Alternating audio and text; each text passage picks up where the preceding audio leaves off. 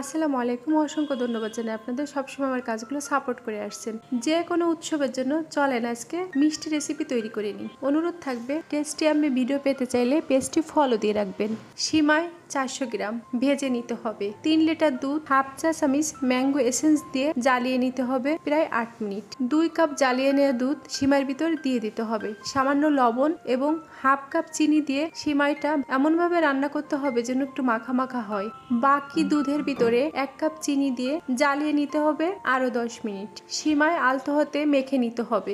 বেশ বড় সাইজের একটি পাউরুটি নিতে হবে। সাইড কেটে নিতে হবে। পানি দিয়ে পাউরুটি ভিজিয়ে নিতে হবে। পাউরুটির প্রথম অংশে সিমাই দিয়ে আলতো হাতে চেপে চেপে মিষ্টিগুলো তৈরি করে নিতে হবে। কুসুম গরম দুধ উপর দিয়ে দিয়ে দিতে হবে। এখানে কিন্তু 3 লিটার দুধ পুরোটাই আমি লাগিয়েছি মিষ্টিতে। উপর দিয়ে কিছু বাদাম কুচি দিয়ে দিতে হবে। এরপরে লিকুইড ড্যানিশ উপর দিয়ে দিতে হবে। খেতে কিন্তু খুবই টেস্টি এবং ইয়াম্মি হবে।